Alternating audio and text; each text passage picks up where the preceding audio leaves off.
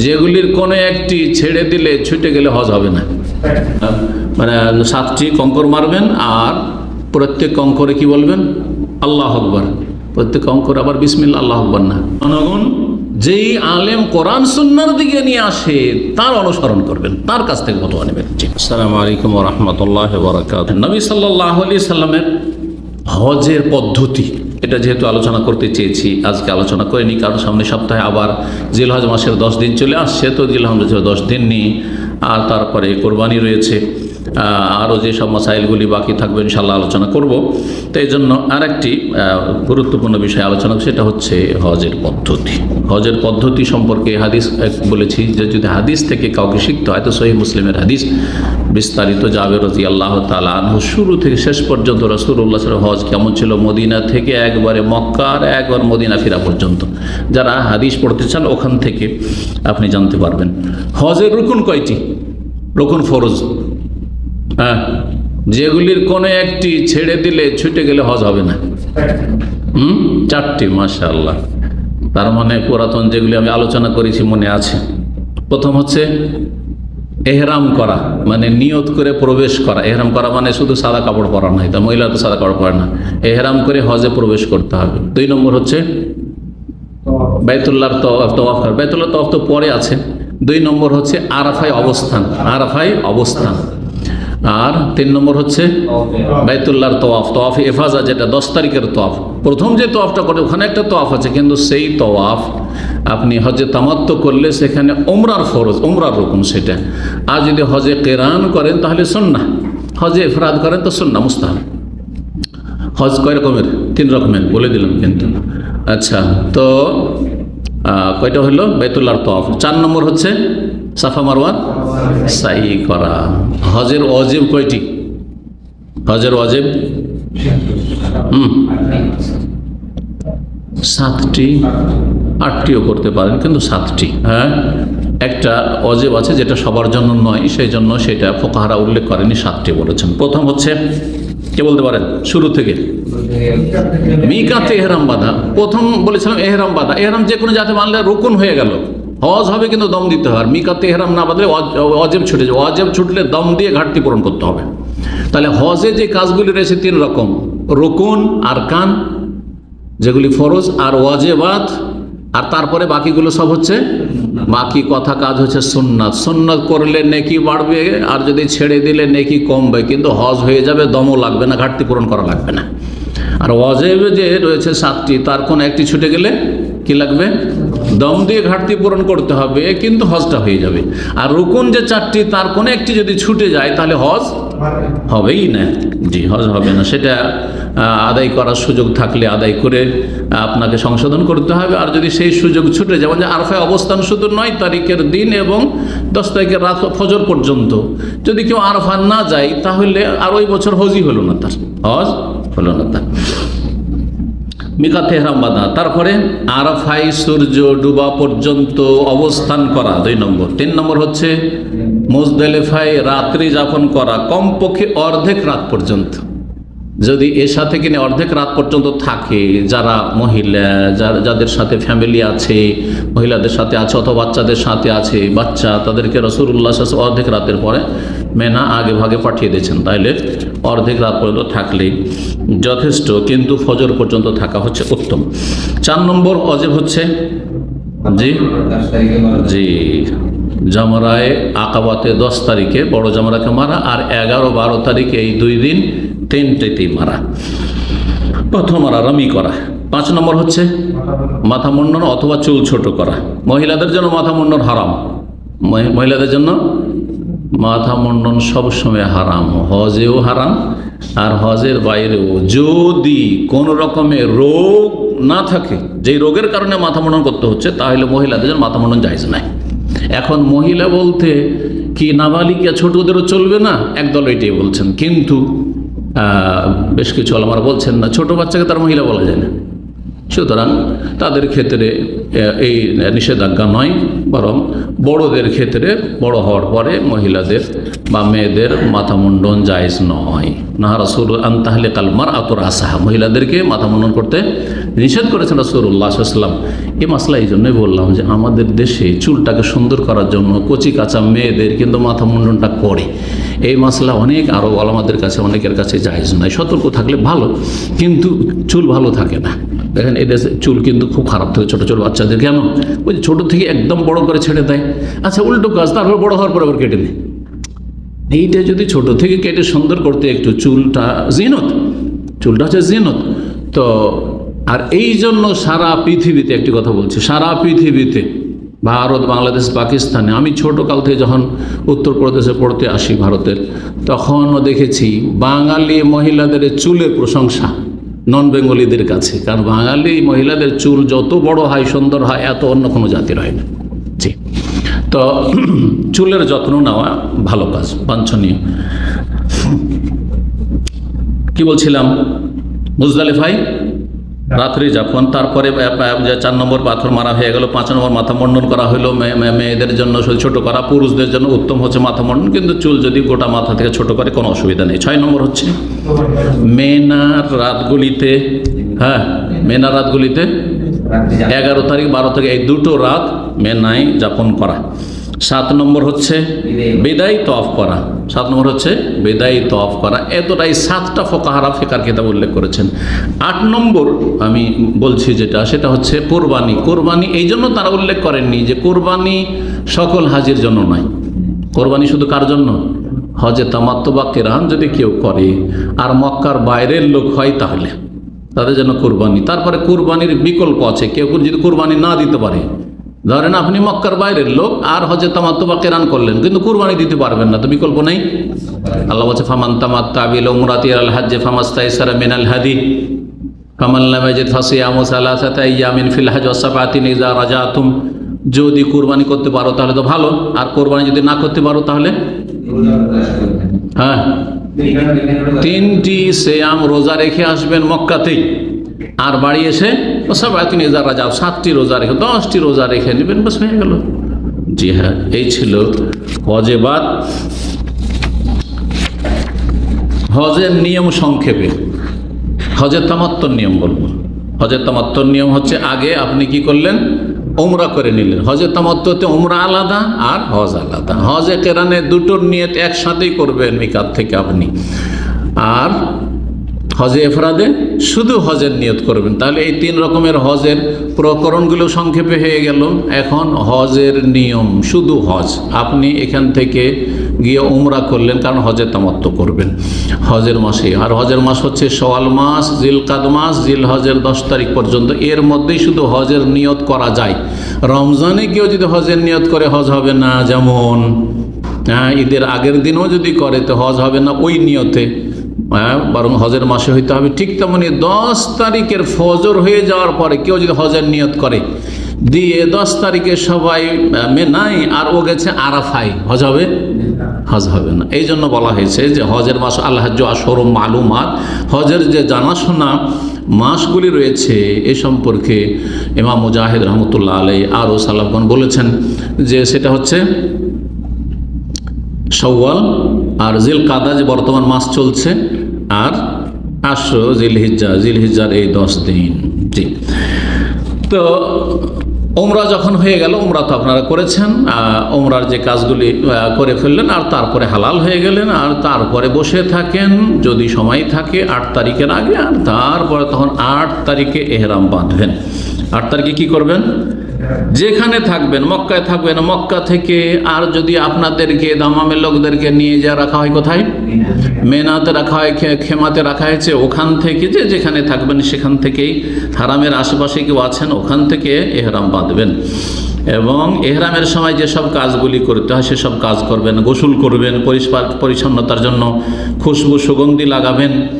আর বিশেষ কোনো এহরামের সালাত নেই, এটা হচ্ছে সঠিক মত। যদিও অনেকে বলেছেন সালাতের কথা, যদি উজু করেছেন তাহলে তাহিয়াতুল উজুর নিয়তে পড়েন, অথবা ফরজ সালাতের সময় এহরাম বাঁধেন, যেমন নবী সাল্লাল্লাহু আলাইহি ওয়াসাল্লাম করেছেন। জোহর আসর পড়লেন জুলহুলাইফাতে, আর তারপরে ওখান থেকে এহরাম বাঁধলেন। আলাদা করে কোনো সুন্নতুল এহরাম বলে যে ফিকহার কিতাব প্রসিদ্ধ রয়েছে, এর কোনো শক্ত দলিল নেই, এর কোনো দলিল নেই। তো এহরামের নিয়ত করবেন। নিয়ত কোথায়? অন্তরে নিয়ত করবেন আর তালবিয়া শুরু করবেন। প্রথমখানে বলবেন লাব্বাইক হাজ্জান বা আল্লাহুম্মা লাব্বাইক হাজ্জান, হে আল্লাহ হাজির হয়েছি হজের উদ্দেশ্যে। এই 8 তারিখে হজ শুরু করছেন, তার আগে উমরা করে ফারেগ হয়ে আছেন। আর তারপরে তালবিয়া পড়বেন যেখানে থাকবেন সেখানে। আর তারপরে জোহরের আগে আগে মেনা চলে যাবেন। জোহর আগে কোথায় যাবেন? মেনা চলে যাবেন। মেনায় গিয়ে জোহর, আসর, মাগরিব, এশা, ফজর 5 ওয়াক্ত সালাত পড়বেন। আপন আপন সময়ে কসর করবেন, জমা নাই। কসর করবেন, জমা নয়। এখানে কসর সবাই করবে, মক্কার হাজি হোক আর দীর্ঘ সময় ধরে মক্কাতে এসে আছে, যেমন হানাফিরা 15 দিন হয়ে গেছে আমার আশা, সুতরাং মেনাতে পুরা 4 রাকাত করে সালাত পড়ে, সুন্নতের খেলাফ। সুন্নতের খেলাফ। আপনি হজ করবেন, খুজু আন্নি মানাসিকাকুম, রাসূলুল্লাহ বলছেন আমার থেকে হজ শিখো। আবু হানিফা রাহিমাহুল্লাহ থেকে হজ শিখার দরকার নেই, শাফি, মালিক, আহমদ থেকে হজ শিখার দরকার নেই। আপনাকে হজ শিখতে হবে সরাসরি রাসূলুল্লাহ সাল্লাল্লাহু আলাইহি ওয়াসাল্লাম। হ্যাঁ, তাদেরগুলো পড়ে দেখেন, তারপরে নবী সাল্লাল্লাহু আলাইহি ওয়াসাল্লামের সাথে কাটটা মিলছে ওইটা নেন। এই কথা বলছি না যে পড়া যাবে না। আমিও হানাফি ফেকা পড়েছি, সবগুলি হেদায়া পড়েছি, বেকা পড়েছি, কদুরি পড়েছি, মুনিয়াতুল মুসাল্লি পড়েছি, কিন্তু আমল করি কিসের ওপর? কোরআন এবং হাদিসের ওপর। আবার হাম্বলি ফিকাও পড়েছি, আবার ফিকহে মুকাররিন 4 মাযহাবের ফিকাও মদিনা ইউনিভার্সিটিতে এসে পড়েছি। শাফি, মালিক, হাম্বলি সব ফিকা পড়েছি। বিদায়াতুল মুজতাহিদ 4 মাযহাবের ফিকহ পড়েছি। তো কিন্তু কোনটা নেব? যেটা সুন্নাহর কাছাকাছি, নবী সাল্লাল্লাহু আলাইহি ওয়াসাল্লামের তরিকা আমি যেটা বুঝতে পারছি ওইটা নিতে হবে। যার যতটা ক্ষমতা আছে, জনগণ যেই আলেম কোরআন সুন্নাহর দিকে নিয়ে আসে তার অনুসরণ করবেন, তার কাছ থেকে ফতোয়া নেবেন। আর যে মযহাবের দিকে নিয়ে যায়, শাফি মযহাবের আলোকে ফতোয়া, হানাফি মযহাবের আলোকে ফতোয়া, তার কথা নেবেন না, কারণ তার কাছে হক পাবেন না। সব জায়গায় কত হক পাবেন, কত ভুল পাবেন। হয়ে গেল। তারপরে মেনা 9 তারিখের ফজর হয়ে গেল।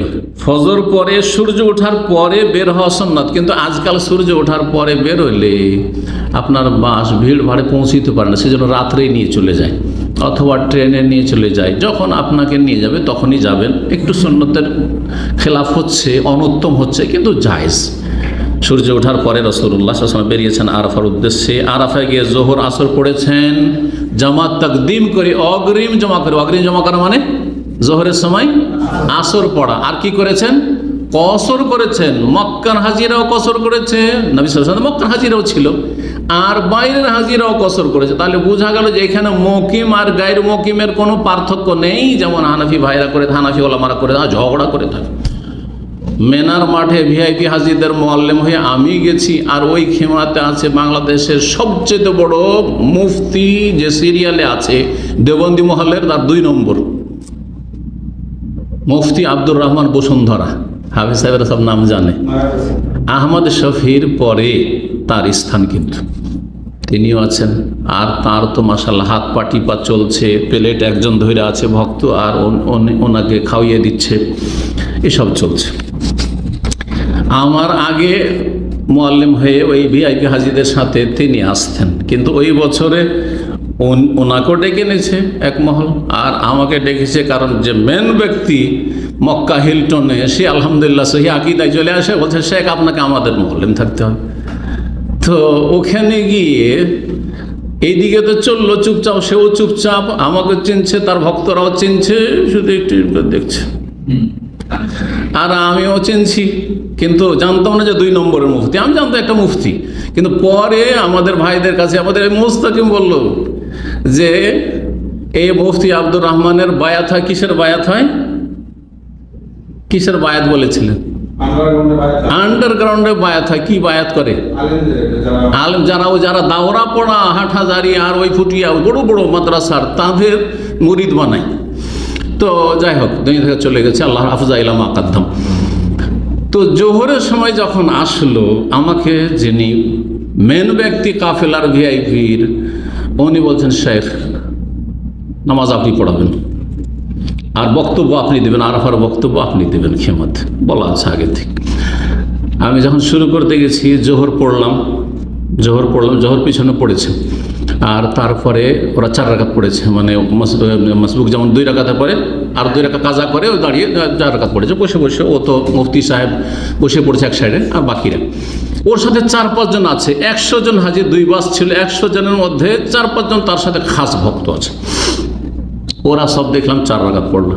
যেমনই আসর শুরু করতে গেছি একামত, তখন একবারে হুঙ্কার দিয়ে উঠেছে মুফতি সাহেব, বলছে না এটা চলবে না, এই চলবে না, এটা জায়েজ নয়।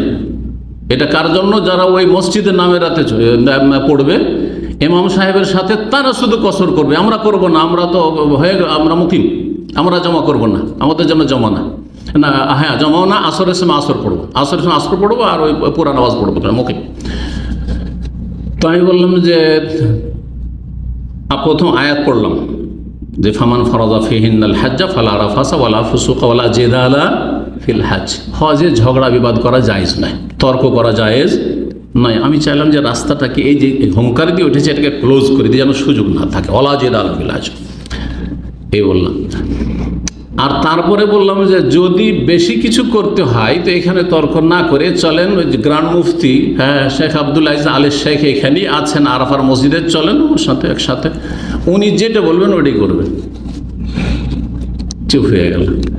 তারপরে তখন 2 জন ডাক্তার, এমডি ডাক্তার বাংলাদেশের ছিল, তারা সহি আকীদার মাশাআল্লাহ, স্বভাব যুবক ডাক্তার, এখনও যোগাযোগ রাখে তারা, তাদের নাম বলছি না, খুব বড় ঘরের তারা আপনার। তো তারা বললো যে শেখ নামাজ পড়ান, নামাজ পড়ান, আর ইকামত দিতে শুরু করলাম। আর দিলাম, আসর পড়িয়ে দিলাম। ওই 4-5 জন আমাদের থেকে ছাঁটাই হয়ে গেল, বিচ্ছিন্ন হয়ে গেল। ওরা আসরের সময় আসর পড়লো, বাকি আলহামদুলিল্লাহ 90-95 জন আমাদের সাথেই জোহর আসর সালাত পড়লো। এই হচ্ছে অবস্থা মযহাবধারীদের হজের। এসে আরাফাতেও কোরআন সুন্নাহর বিরোধিতা করে হজ করে যায়। তো এইখানে জমা তাকদিম করতে হবে, কসর করতে হবে, তারপরে সূর্য ডোবা পর্যন্ত জিকির আজকার করতে হবে, দোয়া করতে হবে, ইস্তেগফার করতে হবে, যত দোয়া করবে, দিন দুনিয়ার সার্বিক কল্যাণ চান। তারপরে কি করবেন? সূর্য ডুবিয়ে দেওয়ার পরে মুজদালিফার উদ্দেশ্যে রওনা হবেন। মুজদালিফা গিয়ে মাগরিব এশা জামাত তাখির যখন পৌঁছেছেন, কিন্তু যেন অর্ধেক রাত পার হয়ে না চলে যায়, অর্ধেক রাত পার হয়ে না চলে যায়, অর্ধেক রাতের আগেই পড়ে নেবেন। যদি দেখা যায় যে রাস্তায় কোথাও জ্যামে ফেসে গেছেন আর রাত 11টা-12টা হতে যাচ্ছে, তাহলে রাস্তাতেই পড়ে নেন। এটা অনেকে করে না, কিন্তু রাত 3টা হয়ে গেছে এখনও মাগরিব এশা পড়েনি, না না, এরকম করা যাবে না। যাই হোক, সুন্নাত হচ্ছে সেখানে গিয়ে মাগরিব এশা জমা করবেন, যদি ঠিক সময়ে পৌঁছে যেতে পারেন এশার সময় পর্যন্ত। আর তারপর সেখানে ফজর পর্যন্ত থাকবেন। যদি কোনো ওজর না থাকে, মহিলারা নেই, বাচ্চারা নেই, তাহলে সেখানে ফজর পর্যন্ত থাকবেন। ফজর পরে, ফজরের সালাতের পরে দোয়া করা সেখানে সুন্নাত, যদি দোয়া করা সম্ভব হয়। আর জিকির আজকার করে তারপরে মাশআরুল হারামে ফাজকুরুল্লাহ ইনদাল মাশআরিল হারাম, আল্লাহ কোরআন এখানে বলেছেন, সেখান থেকে সূর্য ওঠার আগে, দেখেন আরাফার উদ্দেশ্যে যখন বেরিয়েছিলেন 9 তারিখে সকালে মেনা থেকে, তখন সূর্য ওঠার পরে সুন্নাত।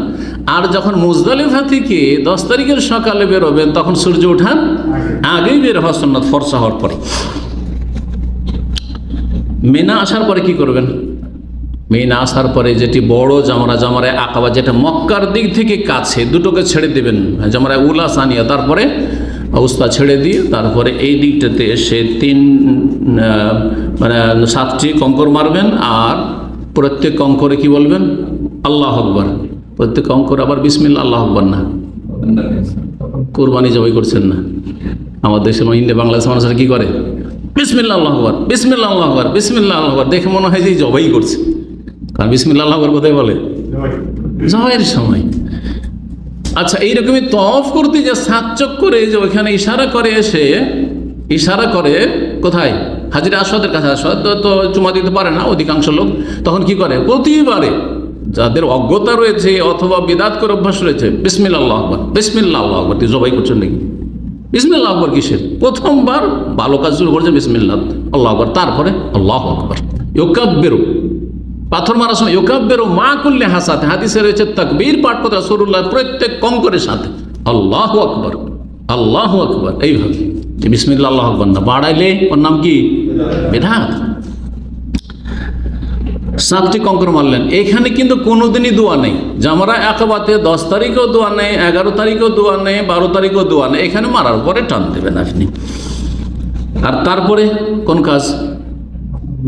তাহলে এখানে বলে যে 10 তারিখের কাজ কয়টি?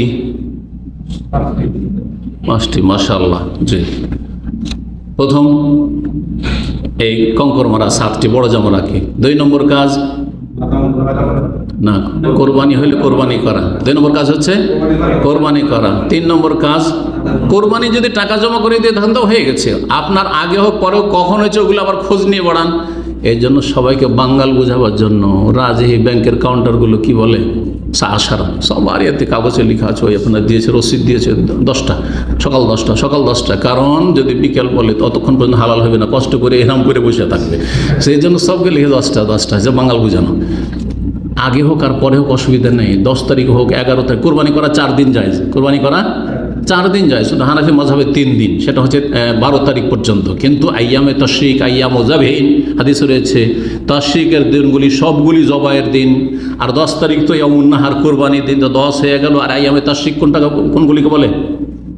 আইয়ামে তাশরিক 11, 12, 13। তাহলে এই 4 দিন কোরবানি করা যাবে, 4 দিন কোরবানি করা যাবে। 10 তারিখে কোরবানি করা উত্তম, এতে কোনো সন্দেহ নেই, উত্তম, এতে কোনো সন্দেহ নেই। কিন্তু বাকি দিনগুলো তো জায়েজ রয়েছে। কোরবানি যখনই হোক, তাহলে 2 নম্বর ছিল কোরবানি, আর 3 নম্বর হচ্ছে মাথা মুন্ডন। তারপরে তারপরে আপনি হয়ে যান, কাপড় এহরামের খুলেন, প্রাথমিক হালাল হয়ে গেলেন, কাপড় আপনি খুলে ফেলেন এহরামে, গোসল করে নেন, পরিষ্কার পরিচ্ছন্ন হয়ে যান, সুগন্ধি লাগিয়ে নেন, সব কিছু হালাল আপনার জন্য। এই তওয়াফ করার আগে, এই মাথা মুন্ডনের পরে একমাত্র স্বামী স্ত্রী সহবাস ছাড়া। তো তারপরে মক্কা চলে গেলেন। 4 নম্বর কাজ মক্কা গিয়ে বাইতুল্লাহর তওয়াফ করা। এই তওয়াফের নাম কি? এই তওয়াফের নাম কি? হাদিসের ভাষায় তওয়াফে ইফাদা, ফিকহের ভাষায় ফিকহার কিতাবে এর নাম হচ্ছে তওয়াফে জিয়ারা, তওয়াফে জিয়ারা। আর এর ফিকহার কিতাবে এই বা হাদিসের কিতাবে এর আরও কিছু নাম এসছে। তওয়াফে ফরজ, ফরজ তওয়াফ, কারণ রুকুন তওয়াফ, এটা তওয়াফে ফরজ, তওয়াফে রুকুন, রুকুন তওয়াফ আজের। এই তওয়াফের নাম হচ্ছে ফরজ তওয়াফ বা আপনার রুকুন তওয়াফ, এই নামগুলি এর। তো এই তওয়াফ করলেন, কয়টা কাজ হয়ে গেল? 4টি হয়ে গেল। আর তারপরে সাফা মারওয়ার সাই করা, সাফা মারওয়ার সাই করা, এই 5টি কাজ। তারপরে কি করতে হবে? তারপরে মিনা ফিরে আসবেন। মিনা ফিরে আসার পরে কাজ মাত্র 2টি। এই মেনায় রাত্রি যাপন করা 11, 12, মানে 10 তারিখের দিনের পরের রাত্রি, আর 11 তারিখের পরের রাত্রি, এই 2টি রাত। আর কেউ যদি 13 তারিখে রাত থাকে, মানে 12 তারিখের পরে থাকে, অধিকাংশ লোক চলে যায়, জায়েজ, কিন্তু অনুত্তম, উত্তম হচ্ছে 13 তারিখের রাতটিও কাটানো, তাহলে ভালো কথা। এই একটি কাজ। আর একটি কাজ হচ্ছে পাথর মারা। 11 তারিখ 12 তারিখ যে পাথর মারবেন, সকালবেলা পাথর মারা চলবে না। কি করতে হবে? জওয়ালের পরে পাথর মারতে হবে। দুপুর যখন হয়ে গেল, জোহর হয়ে গেল, তারপরে পাথর মারেন, তারপরে পাথর মারেন। 3টিকে পাথর মারতে হবে, 3 7 21। প্রথম উলা, প্রথমটিকে মেনার দিক থেকে যেতে, আর 7টি পাথর মেরে তারপরে দোয়া করবেন একটু এগিয়ে কিবলামুখী হয়ে। দ্বিতীয়টাকে মারবেন 7টি, তারপরে দোয়া করবেন। তৃতীয়টাকে মারবেন, দোয়া করবেন না। এইভাবে 12 তারিখও মারবেন। তার মেনার কাজ হয়ে গেল। মেনার কাজ যখন হয়ে গেল, হজের সবগুলি কাজ এখন শেষ হয়ে গেল। বাকি কি? একটি কথা আর বলিনি তো, স্ত্রী কখন হালাল হবে? বললাম যে মাথা মুন্ডনের পরে সব হালাল, স্ত্রী ছাড়া। তাহলে স্ত্রী কখন হালাল হবে? তওয়াফ সাই হয়ে গেল, তখন স্ত্রী হালাল। এখন মেনার কাজ কিন্তু 11, 12 তারিখ বাকি আছে। কেউ যদি মনে করে যে এখন আমরা হোটেলে চলে যাব, স্বামী স্ত্রী কয়েকদিন থেকে দূরে আছি, অসুবিধা নেই, জায়েজ। মেনার কাজগুলি সারার আগে তাহাল্লুলে কামেল বা তাহাল্লুল কুল্লি, পুরোপুরি হালাল হয়ে গেল। তো এই কাজগুলি মেনার যখন হয়ে গেল, একটি কাজ শুধু বাকি। যখন বিদায় নেবেন, যারা তাড়াতাড়ি বিদায় নিচ্ছেন 13-14 তারিখে, তাড়াতাড়ি। আর যারা থাকবেন এখন আরও 10-20 দিন মক্কায় থাকবেন, অনেকে মাস থাকবেন, তাহলে এই তওয়াফ করবেন একেবারে শেষ সময়ে, সফর শুরু হওয়ার কিছুক্ষণ আগে বা কয়েক ঘন্টা আগে তওয়াফ করতে হবে।